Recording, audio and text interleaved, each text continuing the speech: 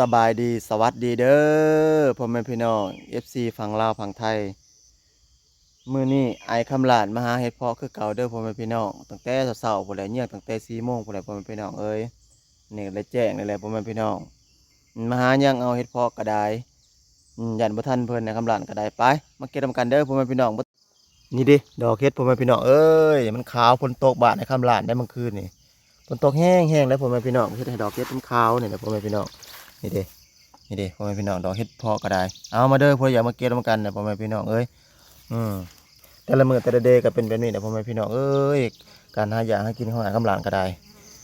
พ่อแม่พี่น้องนี่ดิผู้ดีแกงเนี่ยพ่อแม่พี่น้องเอ้ยผู้ใดอยากก็มาเก็บ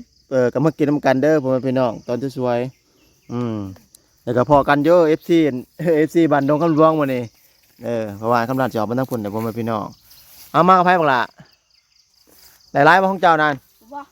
เอามึงดูมาเดี๋ยวมึงดูให้ยังมึงไงอันเด็กพ่อแม่พี่น้องเห็ดเพาะผู้ดีแกงใส่ใบสมโมงอะไรมันเนี่ยก็ได้มาตะโขกทั้งปลาพี่แหละพ่อแม่พี่น้องเอ้ยมึงเนี่ยนี่ดิผ่าบรรยากาศก็ได้ยังไงพ่อแม่พี่น้องเบิ่งเอามาเด้อพยายามมาเก็ตมากันพ่อแม่พี่น้องผ่าหาอะไรเสี่ยงปากแซวๆอยู่มีหลายคนก็บอกว่าไอ้คำลาดบ้านเจ้าคืออุดมสมบูรณ์แท้บริษัทมิตรเฮ็ดแต่ฮอนเก็บเฮ็ดตลอดเฮ็ดปวกบ่อยากเฮ็ดเพาะบ่อยากเฮ็ดละโงกคนว่าแม่นแหละพ่อแม่พี่น้องบ้านนะคำลาด บ้านอุดมสมบูรณ์เด้อพ่อแม่พี่น้องนี่ปลาก็เป็นแบบนี้นะพ่อแม่พี่น้องนี่เด้ลักษณะของมันพ่อแม่พี่น้องเอ้ยปลาก็ได้ดอกนี่ก็บักใหญ่หนึ่งพ่อแม่พี่น้องเอ้ยไงพอนะเด้โอ้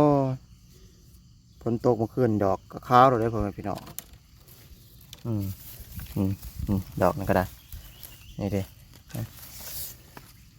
นี่เด้บักใหญ่หนึ่งพ่อแม่พี่น้องเอ้ยผู้ดีแกงเด้อเอา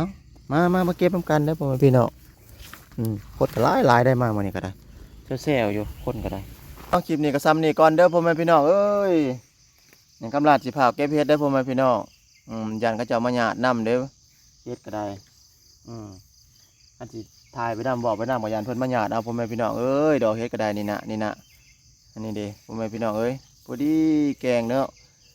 ก็จะกระถากินอยู่ทางบ้านคำหลวงพุ่นเด้อพ่อแม่พี่น้องเพราะว่ากำลังจะออกไปทางบ้านคำหลวง FC คำหลวงเจอกันเด้อเหมือนเด้อเอาคลิปนี้ก็สั้นมีเด้อพ่อแม่พี่น้องบ๊ายบาย